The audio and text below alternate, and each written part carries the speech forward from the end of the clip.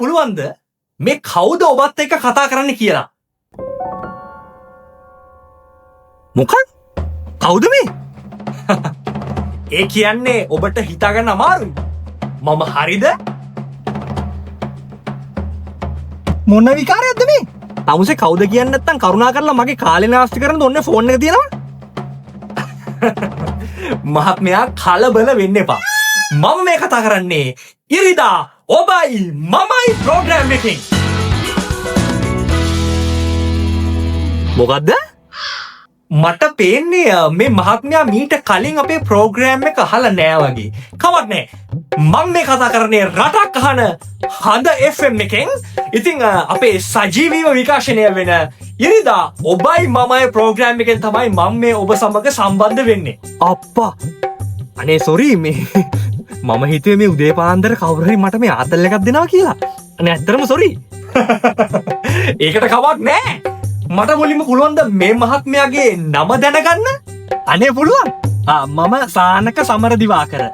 මේ එතකොට මම මේ දැන් ලයිව් ඉන්නවද රේඩියෝ එකේ? රටටම මගේ සද්ද ඇහෙනවද? ඔව් ඔව්. ඔබතුමාගේ හඬ දැන් මේ මුළු රටක් අහගෙන ඉන්නේ. රටක් අහගෙන ඉන්නේ.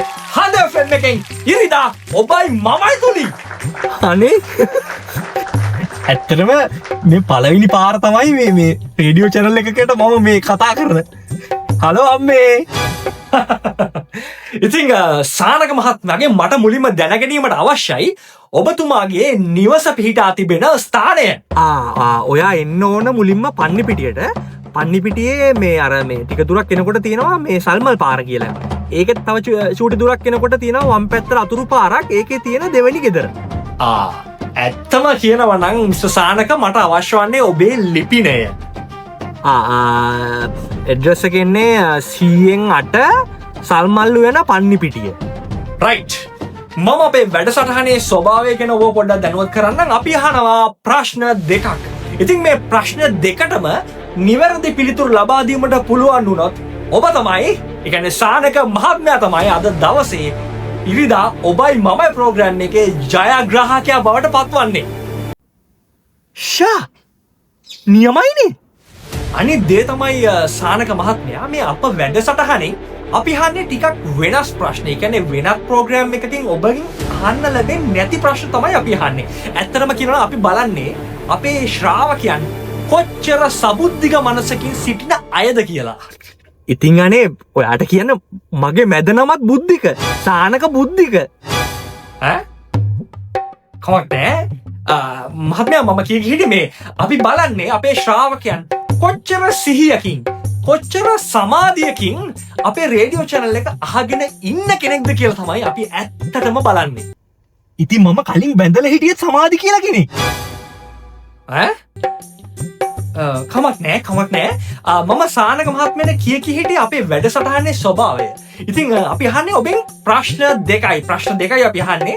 මේ ප්‍රශ්න දෙකටම ඉතාම හොඳ ගුණාත්මක භාවයෙන් යුතු උත්තර ලබා දෙන්න පුළුවන් වුණොත් ඔබ තමයි අද දවසේ ලක්ෂ 10ක හිමිකරු බවට පත්වන්නේ. ඉතින් අපේ ජජ් බෝඩ් එකක් ඉන්නවා. අපේ ජජ් බෝඩ් එකෙන් බලනවා ඔබ ලබා දෙන පිළිතුරු වල ගුණාත්මක භාවය. ඉතින් ඔබේ ගුණාත්මක භාවය අනුව ලක්ෂ රුපියලේ සිට ලක්ෂ 10 දක්වා අතර සීමාවක මුදල් සංඛ්‍යාවක් ඔබට ලබා ගැනීමට පුළුවන් වෙනවා. ඒ නියමයිනේ. අහන්න ඕන දෙයක් අහන්න. රයිට්. ඉතින් මෙන්න ඔබට ලැබෙන පළවෙනි ප්‍රශ්නය. සාමාන්‍යයෙන් අපේ නිවසක අපි අකමැති වෙනවා අපි ගාව තියෙන රන් බාණ්ඩ නැත්නම් මුදල් මිටි ගණන් අපේ ගෙදර තියාගන්න. අපි පෙළඹිලා ඉන්නවා ඒ වගේ වටිනා කියන දේවල්, අතට අසු වෙන වටිනා කියන දේවල් බැංකුවේ තැන්පත් කරන්න. මම හරිද? ඒකනම් ටිකක් ලේසි ප්‍රශ්නයක් නේ. හැබැයි මට හිතනවා මේ ඒක ලේසි වැඩි හින්දා මොකක් හරි හැංගිච්ච තේරුමක් ඒ ප්‍රශ්නේ ඇතුලේ ඇති කියලා. චුට්ටක් ඉන්නකෝ. මට ඇත්තටම හිතනවා ඔබතුමා හරි කියලා. මම හරිද? ඒක මහත්මයා ප්‍රශ්නය නෙවෙයි. මම ප්‍රශ්නෙට එන ගමන් තමයි හිටියේ. ඒක රතුරු කතාවක්නේ. මම හිතුවේ පළවෙනි ප්‍රශ්නේ කියලා.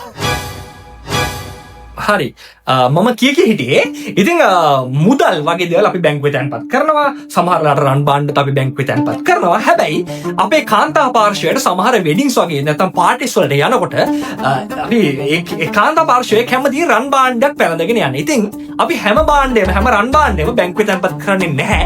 සමහරලාට එක මාලයක් වලල්ලක් වගේ දේවල් අපි ගෙදර තියාගන්නවා. ඉතින් මෙන්න මේ පසුබිමත් එක්ක අපි හිතමු සානකගේ යාළුවෙක් එනවා ඔයාව හම්බ වෙන්න උපදෙසක් ගන්න. අපි නිකන් හිතමු මේ කෙනාගේ නම කමල් කියලා. ඉතින් අනේ ඔයාට කියන්න මගේ යාළුවෙක් ඉන්නවා ඇත්තටම කමල් කියලා. මට සෑහෙන කාලෙක හම්බුනේ නැහැ ඔය මාතලේ පැත්තේ. අපි ඔය මේ ඉස්සර ශ්‍රී ලංකාවටත් ඔය පැත්තේ යනවා මේ අවුරුදුවර ගේම ගියාට පස්සේ. ඈ? ඇත්තටම මිස්ටර් සානක මේ එන්නේ ඔබේ මිත්‍රයා නෙවෙයි. ඔබ අඳුරන කමල් නෙවෙයි. මෙයා මනං කල්පිත කෙනෙක්. මේ ඔයාට හොඳටම ෂුවර්ද ඔය මම කියන කමල් නෙවෙයි කියලා? මොකද මගේ යාළුවගේ මැද නමත් මනං කල්පිත. කමල් මනං කල්පිත පෙරේරා. හරි මොකා හරි එනවා මිස්ටර් සානකගෙන් උපදෙස් බලාපොරොත්තුෙන්. එයා ඇවිල්ලා අහනවා මට අවශ්‍යයි රන් භාණ්ඩයක් මගේ ගෙදර කාමරේ තැන්පත් කරලා තියාගන්න. ඔබෙන් උපදෙසක් බලාපොරොත්තු වෙනවා හොරෙකුට අහුවෙන්නේ නැති වෙන්න කොහොමද කොතනද මම මේක හැංගිය යුත්තේ කියලා. ඉතින් ඔබ ලබා දෙන උත්තරේ මොකක්ද? අපි පළවෙනි ප්‍රශ්නේ. ඒකනම් හොඳ ප්‍රශ්නයක්. එහෙමයි දැන් ඕනම හොරෙක් කාමරයකට පැන්නොත් එයාලා බලන්නේ ඔය අල්මාරිය අවුස්සයි රෙදි අස්සේ බලයි ඇඳ මෙට්ටේ උස්සලා බලයි ඇඳ මෙට්ටේ අර ලී අතර තියලා තියෙනවද කියලා මොනවා හරි නැත්නම් ඇඳ මෙට්ටේ අර කවරේ ගලවලා බලයි සල්ලි තියනවද කියලා ඔය වගේ තැන්නේ. මම කමල්ට කියනවා ඔය දැන් ඇඳුම් දාලා තියෙන ලී අල්මාරිය තට්ටු ගහලානේ තියෙන්නේ. මම කියනවා යටම තට්ටුවයි ඊට උඩින් තියෙන තට්ටුවයි අර වෙන් කරලා ලෑල්ලා තියෙන්නේ. ලී පටි වගේ ගහලා ලී තට්ටුව අන්නේ ලී තට්ටුවේ යට සෙලෝ ටේප් හරි මොනවා හරි දාලා ඕක උඩට අලවන්න කියලා. කවදාවත් හොරෙක් මම හිතන්නේ නැහැ මේ ඒ වගේ තැනක් චෙක් කරයි කියලා. ඉතාම සමුද්දික පිළිතුරක් මම හිතන්නේ ලබා දුන්නේ මිස්ටර් සානක. ඉතාම හොඳ පිළිතුරක්. මම ඇත්තට බලාපොරොත්තු වෙන්නේ නැහැ ඒ තරම් ගුණාත්මක භාවයෙන් යුතු පිළිතුරක් ලබා දෙයි කියලා. ඉතාම හොඳ පිළිතුරක්. right. ඔබට ලැබුණු පළමු ප්‍රශ්නෙට ඉතාම හොඳ උත්තරයක් ලබා දුන්නා. ඉතාම හොඳ ගුණාත්මක භාවයෙන් යුතු පිළිතුරක් ලබා දුන්නා. දැන් අපි යමු දෙවෙනි ප්‍රශ්නයට. ඉතින් දෙවෙනි ප්‍රශ්නේදී මෙන්න මෙහෙමයි වෙන්නේ. ඔබ කාමරයකට ඇතුළු වෙනවා. ඔබ කාමරය ඇතුළු වුණාට පස්සේ කාමරයේ දොර වසනවා. හැබැයි ඒ දොරේ අගුලේ පවතින දෝෂයක් නිසා ඒ දොර ලොක් වෙනවා. ඔබ ඉන්නේ කාමරයේ ඇතුලේ. දැන් කාමරේ ඔබට පිට වෙන්න විදියක් නැහැ. කාමරයේ දොර අගුළු වැටිලා තියෙන්නේ. මේ අගුළු වැටිලා තියෙන්නේ යතුරු හේතුවෙන්. ඒ යතුරු තියෙන්නේ ඔබේ පැත්තේ නෙවෙයි. කාමරේ දොරෙන් එහා පැත්තේ. දැන් ඔබ ඉන්නේ කාමරයේ ඇතුලේ හිර වෙලා. ඔබ කොහොමද මේ කාමරෙන් එළියට යන්නේ? දෙවෙනි ප්‍රශ්නය. ඒකනම් මේ ඇත්තටම හොඳ ප්‍රශ්නයක්. කොහොමද? මම දන්නවා මේක ටිකක් අමාරු ප්‍රශ්නයක්. නමුත් සබුද්ධිකව හිතන කෙනෙක්ට එච්චරම අමාරු වෙන එකකුත් නැහැ. හැබැයි මෙහෙමයි මේ මගේ හඬ අහගෙන ඉන්න රටේ අනිත් අයට ඒක අමාරුයි කියලා හිතුණට ඒක ඇත්තටම මට නම් එච්චරම අමාරු ප්‍රශ්නයක් නෙවෙයි. ඇයි ඒ? නෑ ඇත්තටම ඔය කියන දේ මට වෙලා තියෙනවා මගේ කාමරෙම. ඒ කියන්නේ නෑ ඇත්තටම දවසක් මම මගේ කාමරය ඇතුලේ ඔය විදිහටම හිර වුණා. දොරේ යතුරු අනිත් පැත්තෙන් වැටිලා. ඔව්. එහෙනම් ඔබට මේ ප්‍රශ්නේ අමාරු වෙන එකක් නැහැ. ඔව් මේ වගේ වෙලාවකදී කරන්න ඕන අපි මුලින්ම මෙහෙමයි. එතන බලන්න ඕන මේ ගහලා තියෙන දොරයි ලී දොරයි ඒක අර යට අල්ලලා තියෙන ටයිල් එක අතරේ පොඩි හිඩසක් තියෙනවා. හිඩසක් තියෙනවනම් තමයි ඉතින් මේ දේ කරන්න පුළුවන්. මම කරන්නේ ඔය දොරේ යට තීරුව සහ ටයිල් එක තියෙනවනේ. අන්න ඒක අතරින් මම පත්තර කොලයක් හොයාගෙන පත්තර කොලේ දානවා එහා පැත්තට. සම්පූර්ණයෙන් දාන්නේ නැහැ. මේ පොඩි තීරුවක් විතර කාමරය තුල තියාගෙන ඉතුරු පත්තර කොලේ දානවා එළියට. දාලා කම්බියක් වගේ මොකක් හරි එකක් හොයාගෙන අර මේ දොරේ අගුල තියෙන දැන් අනිත් පැත්තේ යතුරු වෙලා තියෙන්නේ. මම මේ පැත්තෙන් කාමරේ ඇතුල් පැත්තෙන් කම්බියක් දාලා මම try කරනවා අර යතුරු එළියට වට්ටන්න. එතකොට යතුරු වැටෙනවා පත්තර කොලේ උඩට. මම අර හිඩසක් නේ තියෙන්නේ. අර චූටි තීරුවක් ඉදිරි කරගත්තනේ පත්තරට අපේ කාමරේ වැත්තේ. මං ඔන්න ඒ තීරුවෙන් ඇදලා පත්තරේ ගන්නවා අර හිඩසෙන් කාමරේ ඇතුළට. එතකොට යතුරක් එනවා. මොකද ඒක තියෙන්නේ පත්තර කොලේ උඩනේ. දැන් යතුර මම ගාව තියෙනවා. කාමරේ දොර අරගෙන මට එළියට යන්න පුළුවන්. හෙලෝ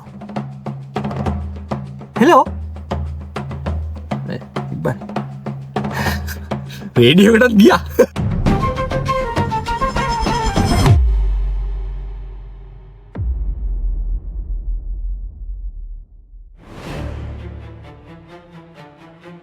වාඩි වෙන්න. නම මොකක්ද කිව්වේ? සමාධි. right.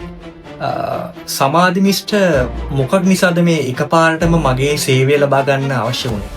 මම මැරි කරලා දැනට අවුරුදු 4ක් විතර වෙනවා. මගේ විවාහ ජීවිතේ එච්චර සුන්දර එකක් වුණේ නෑ මිස්ටර් අන්දික. මීට මාස 4කට වගේ උඩදී මම ඩිවෝස් වුණා. ඩිවෝස් එකේ තීරණය මට අවාසි වෙන විදියට ලැබුණේ. මගෙත් පොඩි ප්‍රශ්න වගේක් තියුණු හින්දා මට කිසිම දේපලක් හම්බුනේ නැහැ. හරි. එයාට මම ගෙනාපු දෑවැද්ද සේරම හම්බුණා. මට කිසිම දෙයක් ඉතුරු වුණේ නැහැ. මට වෙන මුකුත්ම ඕනේ නැහැ. මගේ අම්මා නැති වෙන්න කලින් මට දීපු තෑග්ගක් තිබුණා. මට අම්මාව මතක් වෙන්න වෙන කිසිම දෙයක් නැහැ. අම්මටත් ඒක ලැබිලා තියෙන්නේ අම්මගේ අම්මගෙන්. ඒක නිසා මට ඒක ගොඩක් වටිනවා. දික්කසාදෙන් ඒක ගියේත් අර මනුස්සයාට. මට ඒක දරා ගන්න බෑ මිස්ටර් අන්දික. මිස් සමාධි එයාව හම් වෙලා ඉල්ලීමක් කරේ නැද්ද උකට? මම මේකේ වටිනාකම සල්ලි වලින් දෙගුණයක් දෙන්නත් ලෑස්ති වුණා. ඒ වුණාට මේ මනුස්සයා ඒකට කැමති වුණේ නැහැ. එයාට උරුනේ මට තවත් රිද්දවන්න. දැන් ෆෝන් නම්බර් එකත් වෙනස් කළා. අලුතින් පදිංචිට ගිය තැන නම් මම දන්නවා. අනේ මට මේක කොහොම හරි අරන් දෙන්න මිස්ටර් අන්දික. හරි. දැන් එතකොට මේ මොකක්ද ඇත්තට මිස් සමාධිට අම්මාගෙන් හම්බුන ওই තෑග්ග? රන් තැල්ලක්. මගේ වෙඩින් එකේ මන් දාගෙන හිටපු රන් තැල්ල.